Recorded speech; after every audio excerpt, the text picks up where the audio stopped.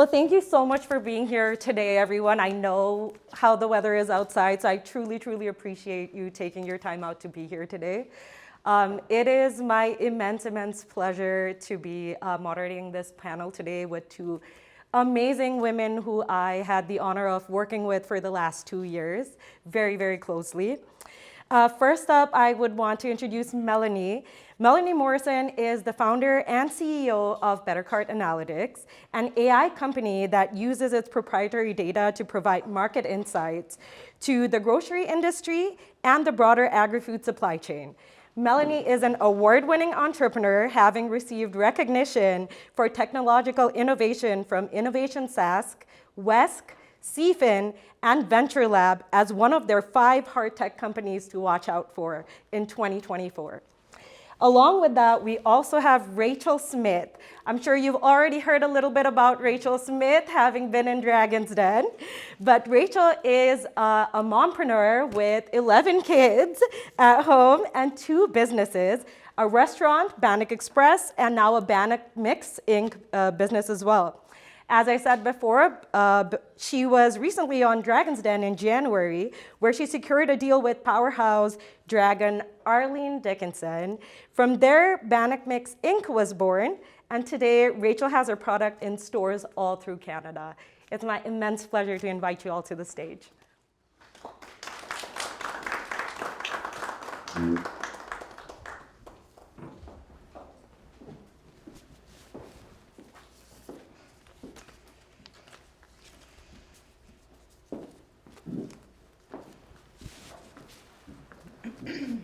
How are you guys doing today?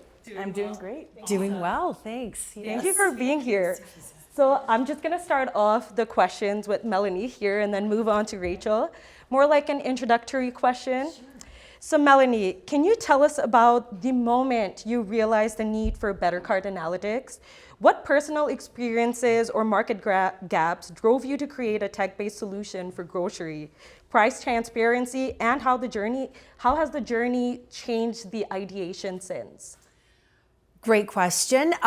Taking me right back to the beginning, I noticed that there was a gap in terms of the information that we had as grocery shoppers, as consumers across Canada. We had very little insight about pricing, where to go and shop to get a better deal, how to save more money, how to keep more money in our pockets. And from there, I really, it was a springboard to starting a web app on the consumer-facing side called BetterCart.ca. Since that time, we expanded some market research, and it's evolved into a business-to-business market insight intelligence big data firm. We're pulling in all the grocery pricing data across the country, and we're using it to provide price analytics. So say to a company like Rachel's, who would want to understand what competition is doing in real time, how much similar products are being priced for, and when you're a retailer, how much the exact same products are being priced for. So we're able to support now more stakeholders in the food supply chain and build up, our B2B side, which is where we're firmly placed. And then, we'll eventually move back to the consumer side because grocery prices have skyrocketed. We all know that. And we're looking to, unleash opportunity for consumers in the country to save more money as well. So we have that very intense focus on social impact and economic impact for, individuals, and we focus on smaller companies as well, supporting those that don't usually have data, don't have analytics, and can't afford the technology. So we're right in there, helping the new and emerging brands because we believe they're going to be the brands of tomorrow. Yeah, and we often talk about the missing middle, and that's exactly what you're helping and who you're helping. So I absolutely love that. I remember the first conversation we had, and I was in awe the entire time. I was like, yes, that's exactly what we need. Love that. All right, Rachel, I'm going to move over to you here. So Bannock Express has a unique cultural and culinary foundation. What inspired you to take this traditional food and transform it into both a restaurant and a retail product? Was there a pivotal moment where you knew you wanted to turn your passion for Bannock into a business? Well, every Bannock has always brought families together, and one of my earliest childhood memories is sitting around the table with your family making Bannock. And it was always just that happy feeling, that comfort of making people happy through food. So it was just a natural progression that I got into food because I love cooking, I love catering, and who doesn't love Bannock? Right. I just love people making people happy through food. So I found healing in the kitchen. As you know, I grew up in foster homes, group homes, residential schools. I aged out of foster care in a province where I didn't know anybody. I aged out of care in Calgary, had no family, nowhere to go. And that's when I really turned to food, and I turned to catering. And I just found that there was a missing piece in the market for Indigenous representation in catering and food. So that's where I started out with the catering. I love that. Do you mind telling me, so from the catering, when did you move on to the business, like full-fledged restaurant now you have going? Well, I was forced to come out when the pandemic hit. Mm-hmm. As we know, 100% of my catering orders were canceled. Mm-hmm. I lost year-long contracts in 1 week. It was very devastating. I had to basically shut down my catering. And catering worked for me for a long time as I had a lot of kids, and I also adopted my sister's children who tragically passed away. She passed away in 2019. So I took a major risk when the pandemic hit, and I opened up a restaurant. And that's when I was known for my pop-up sales, and my clients just came wherever I had my sales. So that's where it really worked out, was just opening and taking the risk. It's not easy being an entrepreneur. You got to take risks, and that was one of the risks that we took, was just opening up a dine-in location. At first, it was just walk-in. Then we transitioned to dine-in as well. One thing I will add, as I've been working with entrepreneurs, something I've noticed is the importance of pivoting. And Rachel is an absolute testament to that, having to pivot throughout her career and throughout her entrepreneurial journey. So kudos to you for that. Melanie, moving on to you. You've secured a variety of funding, from research grants to equity investment. How did you decide which type of funding was right for BetterCart Analytics at different stages of your business? What should entrepreneurs consider when evaluating different sources of capital? Great question, and thanks for it. It's one that's so critical for us because I'll just start by saying, women entrepreneurs are, the recipients of the least amount of funding, right? So we get asked the toughest questions out there. We're held to the highest standards out there, and then we've got intersections of race, age, etc. Everything there that could be biased against us, right? And so, because we're not fitting the mold of the white man, essentially, or younger man in business. So, with that said, though, I came into a culture that was very much, if you are a good founder, you'll go get capital, and good founders get capital. Okay, and I thought, all right, well, I've walked into this culture. I need to learn. I'm listening to this messaging, but it never captured my interest to go and actively get it. Why? Because I didn't know enough. So it wasn't right at that moment. It wasn't right in those very, very early stages of my journey to go and get capital from investors. What I did, though, was use my background. So I'm in academia, and I'm used to writing a bit. So I was able to look at, the grant game. This, what does that landscape look like? And so any calls for proposals, I would try my best and put an application in. and you're learning about your business is growing, you're getting more and more information you're getting more and more nice statements about your business and talking about your value proposition and why you're unique and all of these things. And then, so I started getting grant money. And so that was something that could keep us moving forward. We could keep building our product. And then eventually you're out in the market, and then you can, continue to go after grants. As a founder, I'm one of the ones that does. I do that routinely. I constantly look for, or it's cyclical, I would say, not constantly. We can't be on that 24/7 because we don't have the option to do that. But I do source grants. I know when they're coming due, and I work to get an application in. I cross my fingers, and once it's submitted, I move on to the next one. You know what I mean? Let's go. I've also been funded by IRAP, Canadian Food Innovation Network. I've had some support through Venture Lab and their connection with Scale AI. We've had some support from Amy, which is a machine learning institute in Alberta.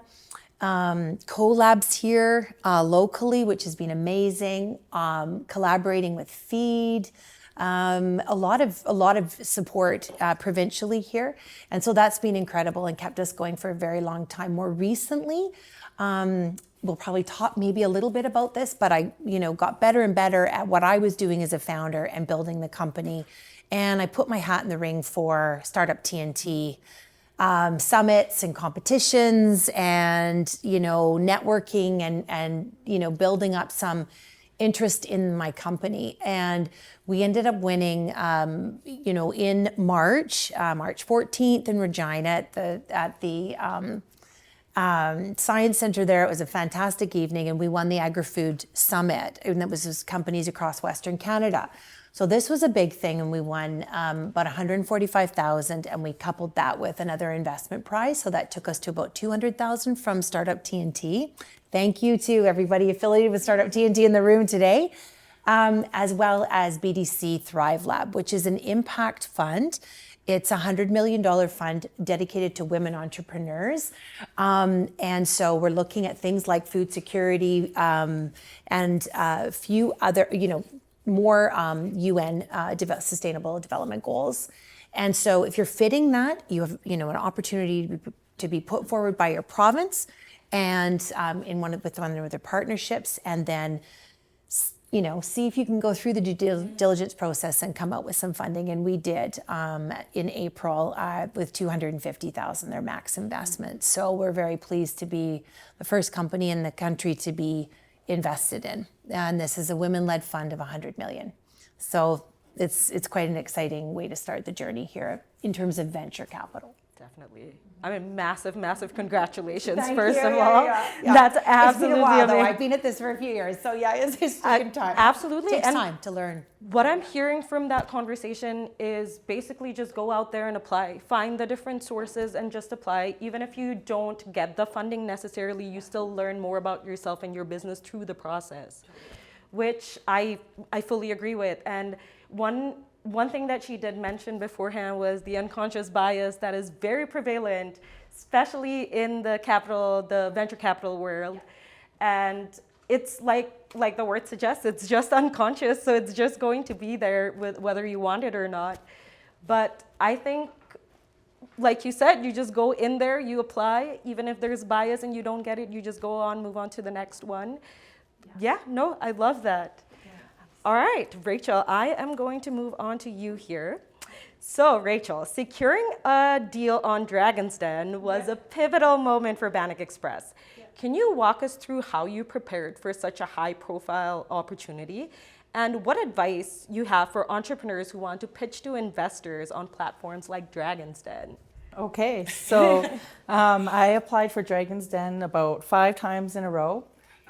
So I'm going to start off with last year. So last year, before I got on the show, I had applied and I had got a second interview.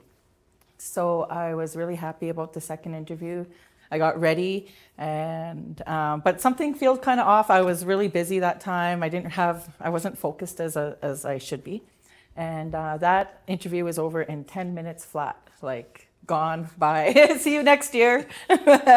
So this was going to be like my 6th time applying, and I was going to get it this year. I applied almost every year.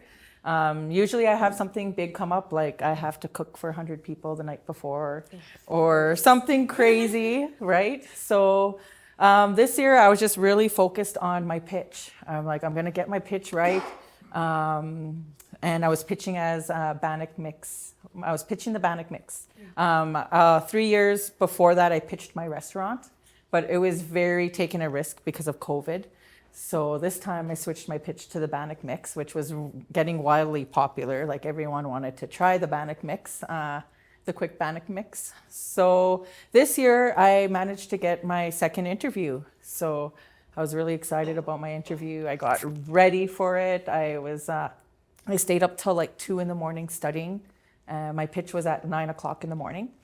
So I was studying all day long, and I was getting ready. And that morning, I had about an hour before my pitch. So I went driving to the restaurant, got my coffee, and I get to the front door and I can't find my car keys or my restaurant keys. So I'm just looking everywhere. And I realize I dropped them at my house. So I go driving all the way back to the other side of the city, and I find them outside laying on the ground. So I grab the keys and I go hightailing it back to the restaurant, and I get in there just in time. There's about 15 minutes left. And I realize I don't have my display set up, which is like my backdrop for my, but I was prepping all night till 2 o'clock in the morning. So I was like gonna get this done no matter what. And I was fixing some wires, and I managed to rip my pants right before the pitch. Happens to the best of us.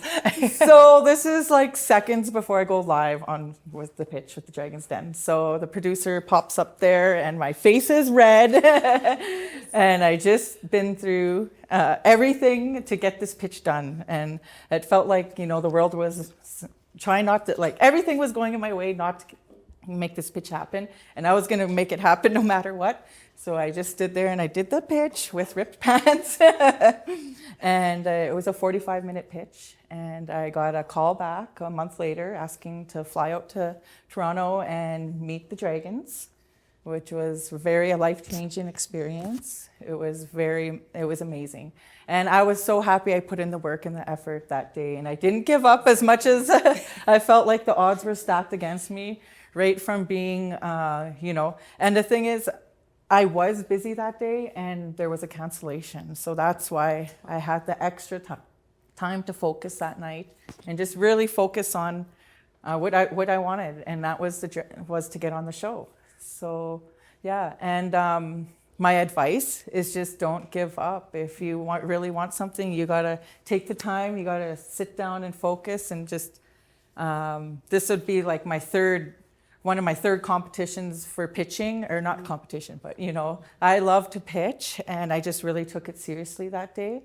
And I made sure that I practiced and I had everything rolled out, and that I presented it the way. I even practiced so my arms weren't waving around, and things like that. I really practiced just practice and practice, and you'll get your goal eventually. I've heard this story once before, and let me just tell you, it's still just as funny. I know, right? But it basically, what I was saying before is it's also a testament to the fact that as an entrepreneur, you just need to pivot. You just kind of need to go with the flow. And oftentimes this happens quite a bit, is when you're at your most nervous times, or like the most urgent times, that's when everything goes wrong. But I just have one more thing. Go for it. If I didn't study really hard, I wouldn't have been prepared because of everything that was happening up until that moment. But I already, was well prepared. So that's, yeah. There you go. Awesome. So this question's out to you both, but I'll start with Rachel since she just finished. So for entrepreneurs just starting out, what do you think are the most important first steps to take when seeking capital? What should they have in place before approaching investors or applying for grants? your vision and your goal and like your business plan and your marketing plan, and basically you have to have everything ready. diligence. You have to know your business inside and out, and be working in your business and being able to speak from experience. Your work ethic speaks for itself pretty much when you're approaching an investor, is what I find. Yeah. Absolutely. Melanie, same question. Yeah, I would say that I think you need, just like Rachel mentioned, you need, and I guess when you're building, like what we're building here is, having technology perform major tasks, So with that, you don't always, you have that vision, but you don't always know necessarily how everything is going to go in from the front end. So I found that I had to let it be, like I had to let it ride. I had to, we work so hard. You're right in there, you're right, you're working in your business and everything like that. But I think you need absolute clarity. And I think that took a few months before going in and going after things. And, and I think once you start to get that clarity around what you're doing, you're also seeking advice, you're listening a lot, you're mashing that up in your own mind, and the course presents itself, you know what I mean? And I think so you come in knowing, and that leads to the best outcome, right? And don't expect that to be in 24 hours. It's not. This is a journey here, right? And it sounds a little cliched, but it's not. It is. It's years and years of hard work and head down, and you're calling in those initial sources of support, right? That you need, because, that capital's not going to fall from the sky right away. You have to have more than just an idea, And I think it's also, if you just have sort of smatterings of an idea, or as Trump would say, a concept of a plan. Anyway, then you would, it might be risky to take capital in those moments. And I think we're seeing a shift in terms of get to know thyself, get to know your business and your company and its capabilities, get some, revenue coming in, right? That's probably good. That gives you a little bit more of an opportunity to jump off. And so I think for me, it was definitely, I'll keep this at bay. I'm going to try to stay alive. I'm going to try to try to keep working hard. I'm going to try to get, support from the government, and I did, and try to do those types of things.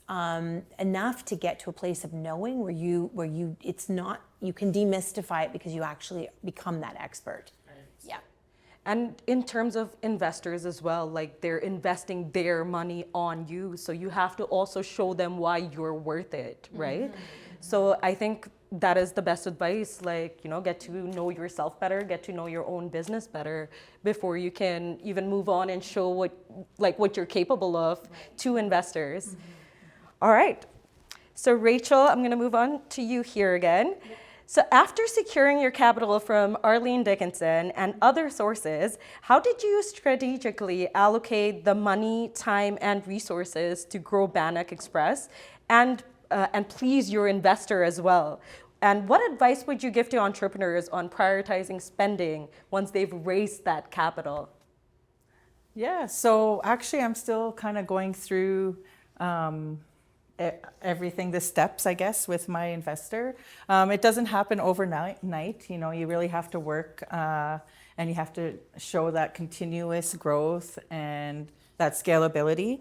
And that's what I'm working on right now, is scaling my business and keeping my investors happy. I am taking I have taken some accelerator programs, including from Feed, which was amazing.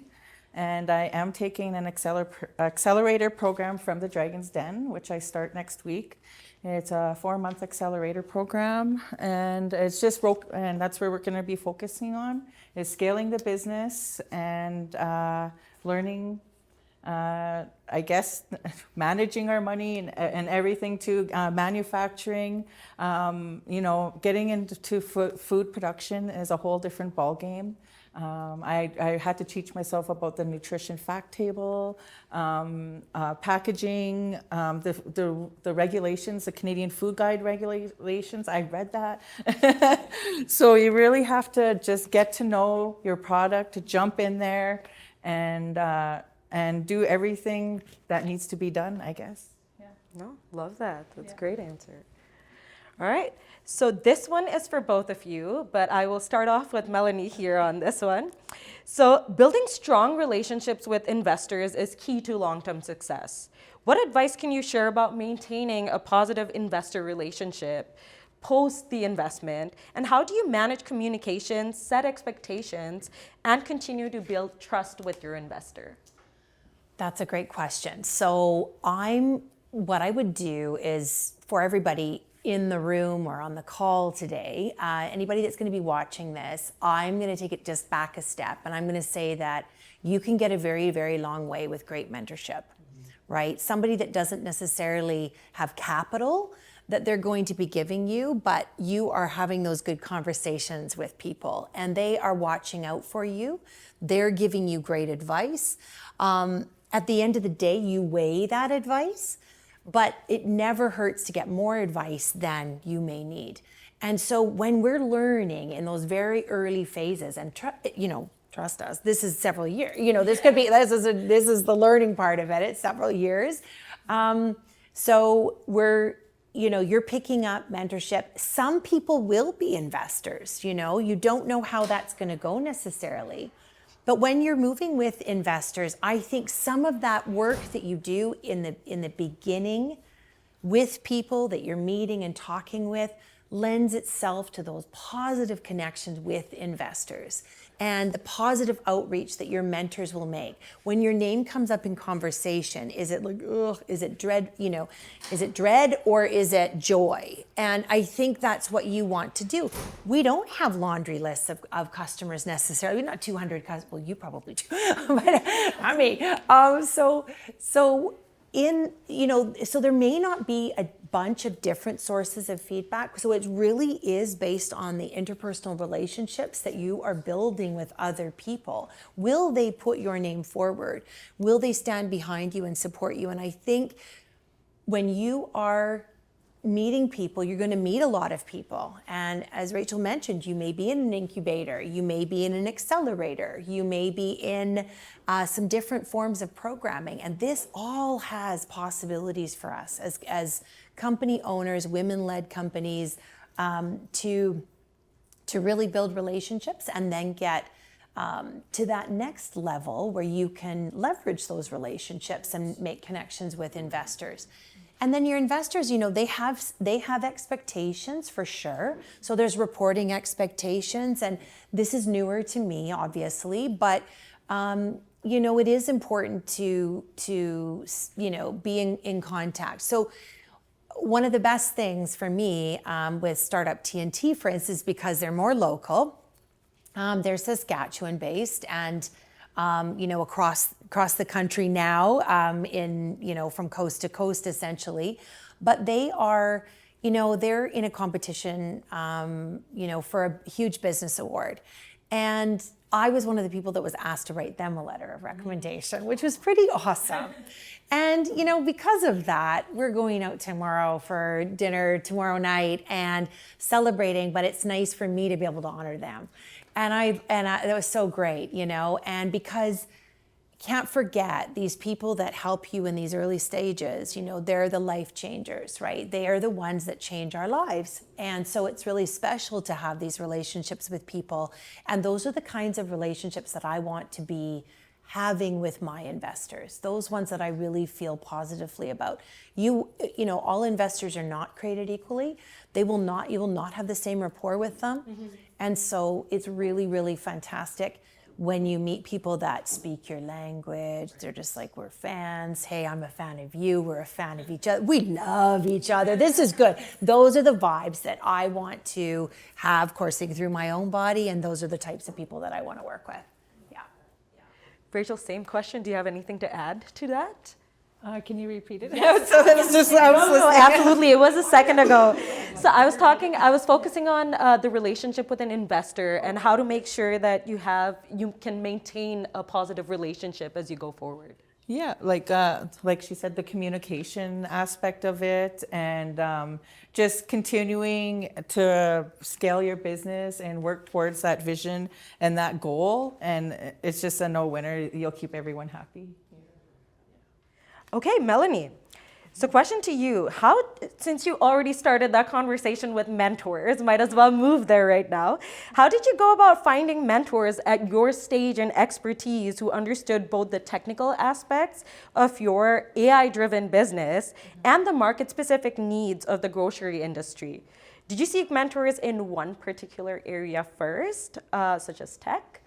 Your questions are so good because they hit a lot of different aspects, and I'm thinking these are exactly the issues that we face, so this is great. So for me, when I started, I actually had a conversation with the person who is now my CTO, and what I would suggest is when you are not heavily, I'm not coding, right? So my CTO is, and he's delegating a lot to the dev team. Okay, that's great. Do I understand it? Yes. Do I communicate it with the outside world? Why, yes. Have I learned a lot about machine learning? Absolutely. Over the last few years, but you have to find those people for the tech side. If they're internal in-house, that they're operating with absolute integrity, you can trust them. They are on your side, they're working for your company, they're doing a great job. And that's you can see that. As a smart CEO, you can see, okay, are we hitting the wall here? Are we not? Are we getting to the next level of development? We are. So that's great if you're solid in-house. That's great, and you're being mentored by people. That's fine. Outside, I would definitely suggest, as Rachel mentioned, being part of an accelerator or incubator. And in the early stages, incubators. Well, in Saskatchewan here, we have Collabs, which is just 2 doors down, essentially. We have Feed. We have, Prairie Food Link gives people opportunity to network and connect. And you're going to meet people that can mentor you, and take you a far distance. There's IRAP. There's lots of experts around. In a place like Collab or Cultivator in Regina, depending if these are tech hubs, they have mentor hours. Well, you know what? Guess what? I was one of those founders that, Melanie, you signed up for the most last year. Thank you very much. Why? Because I needed to learn. I needed to know, and I needed to suss out get as much information as I could, and it's free. Right. It's free. So for me, that was a big thing. And it's funny, it's prefaced with, could you give me 3 of your biggest challenges? Could you give me 3 of your biggest goals? I didn't really know what all my challenges would be, right? So, but I just want to get to know you. I want to get close to you. I want to hear you speak. I want to learn from you. And so, but I went in the door, and you're nervous because you don't know necessarily how to phrase these conversations and how to get to where you need to go, or make it, even try to make something valuable and happen for them. And but you're managing these relationships, and now I'm 1,000 times more proficient, better at that. And now I can take my own the information. I know where I'm going. I think that's one thing that I bring to strong skill to the table is vision and strategy along those lines. And I've had to do that in my former life. For a lot of different reasons. And so building that up. But mentorship is key. And I think there's a lot of opportunity in this programming here. So avail yourselves of it. Sign up. Do the 3 weeks, do the 12 weeks, do the 8 weeks, do the 6 weeks. And I've done a lot of great accelerators. And now I'm just going to with one in Washington, so in Seattle there, and pushing into the States. So that will supplement some of the organic growth we've had into, Oregon, and, hopefully we'll be dominating the West Coast soon. Yeah, that's how we roll. So you just got to, spend that time. But this is availability, and it's available from the government. It's available from investors, tech, people want to, and they're supportive. There's all these people in this room. Why? Because they're supportive. Absolutely. And that's why we're here. So if you need to reach out, we're always here. Feel welcome to send us an email. All right. That was great, Melanie. Thank you so much. Rachel, so talking about mentorship, you participated in Feed's Accelerator program, which provides mentoring alongside resources. Can you share how mentorship during the program helped you address specific challenges in your business? Was there a particular mentor whose advice was pivotal to your success?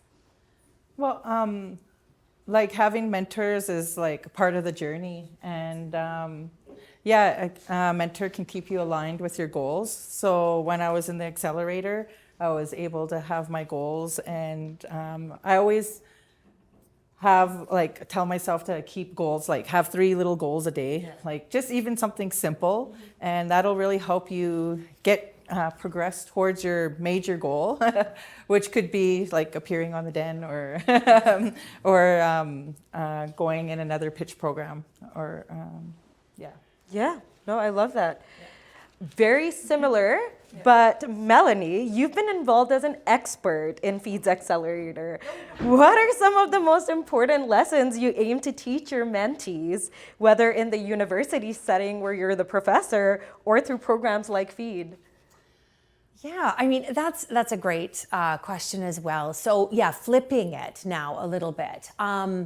Okay, I want to come to people with, that supportive mindset, right? And I think what I valued a lot of the time from mentors is an easygoing, rapport building kind of situation. There's nothing heavy-handed that's going to come from me when I'm trying to support someone else. So where are you at is number 2, right? If you are having, if you are facing challenge X or barrier B, then we're going to go there and we're going to talk about the issues. I think as well, it's also important for founders to be informed, right? Because knowledge is power, and the more you know about what's available out there, I think the more benefit you can bring to your own company and your staff and make their jobs easier, more efficient, pleasurable, because the goal is to have that well-functioning team that can, if you need to take a day off, a week, you can. I mean, that's where we're wanting to graduate to, right? Is that this thing runs by itself, and runs very, very well. And so I think, my goal, and certainly with Feed, it's saying, okay, well, we're bringing something now to your neck of the woods, and we want those people interested in it because we'd like to help. And so that's the interesting thing there. And just expanding, because if it's not something that I'm doing that you might like, it might trigger something as well in conversation that then leads you down a great path, and you don't know where that might take you, but it could be fantastic. And so that's what, I like. And then, you're building your own network, right? Because people are, they're incredible, they're amazing. And there's so much energy. And I will say something, tech is, being in business, it's an incredible space. It's an incredible industry. I've never met more kind, helpful people. And I don't think it's just a Saskatchewan thing, because people are helpful across the country, but gee, it's pretty impressive. And so I think we're pretty lucky. There's people to pick you up at the end of the day. And, like you indicated, they're there for you. They keep you in, going in a great path forward. And you want to be that light for somebody else, because it is time to turn it around. You want to be on the boards of things. You want to be helping people coming up. And I think everything that I've learned might be a faucet. There's lots to say and lots to help people with. And certainly women-led companies, we want to, diverse founders. We know what that's like. And so we want to be there for you. Yeah. Love that. That was great. Well, this is the last question. And so this one's going to go out to both of you. I'll start with Rachel here. Rachel, based on your journey, where would you recommend entrepreneurs in agri-food, tech, whichever industry look for capital and mentorship? Are there any specific grants, accelerators, programs that you would recommend? Well, I would just recommend getting your name out there with like pitch competitions. I was first place winner with Enactus. Enactus. Oh, I lost the word. I could help you there. Oh yes, it was a pitch program put on by Enactus, but we were in there, and Seeds for Dream as well. I won capital as well, and from Seeds for Dreams, I did get a lot of contacts out of that, and I also gained capital, and I really got to network with a lot of amazing ladies who are still out there shouting for me. So it was really amazing experience, in addition to feed as well, and just getting out there and just making those connections. It's all beneficial. It's going to benefit you in the long run. But yeah, getting the capital and getting your name out there. I'm actually just entering another pitch competition, and it's a Canada-wide Indigenous competition.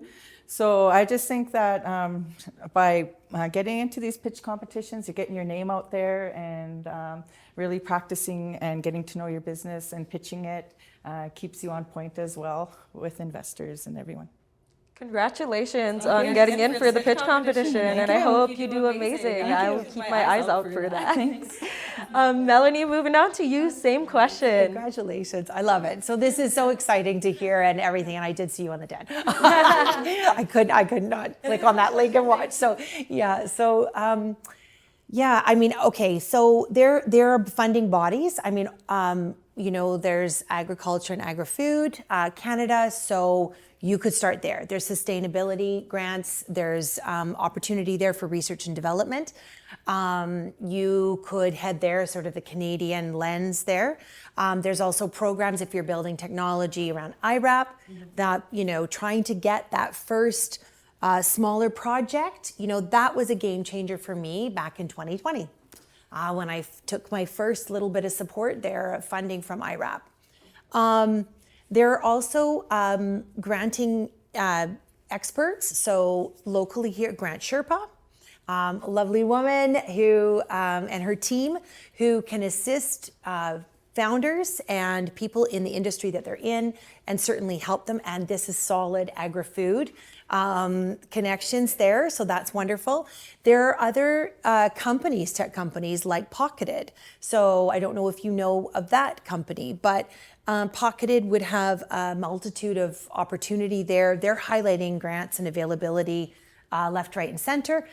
Even things that can help fund a student, right? So if you need somebody to work with you, you're going to get, 75% of that back. And then, the larger grant game. So across, in the province here, there's the Ag Tech Growth Fund.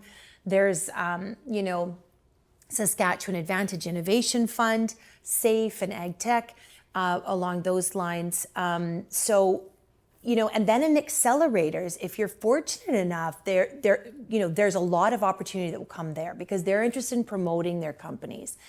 They don't want you to die on the vine. They want you to be front and center and moving forward, and that's good. That's good for everybody. It's good for everybody's statistics and so on. And so there's opportunity that presents itself. And I would agree with Rachel 100%.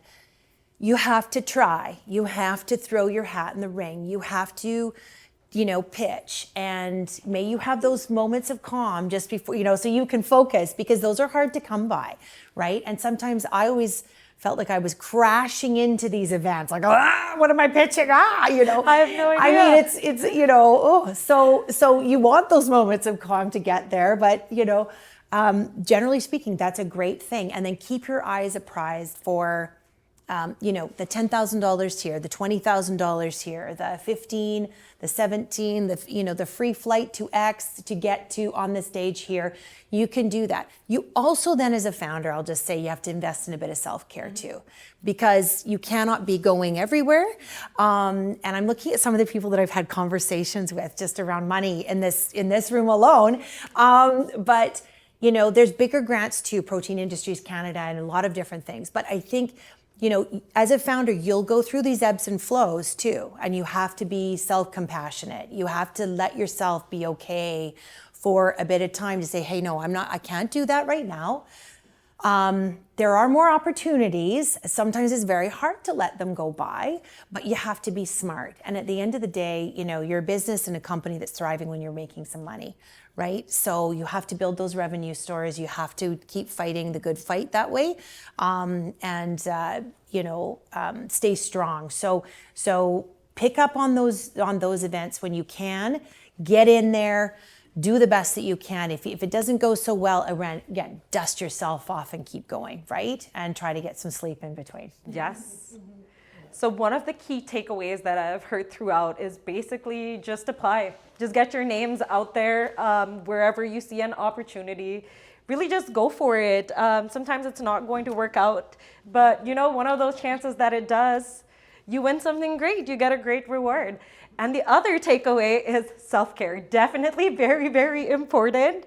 I know that as entrepreneurs, everyone wears 20 different hats a day. They're running after one thing, so it's one thing and then the other. So it's definitely very important to focus on yourself. Thank you so much, ladies.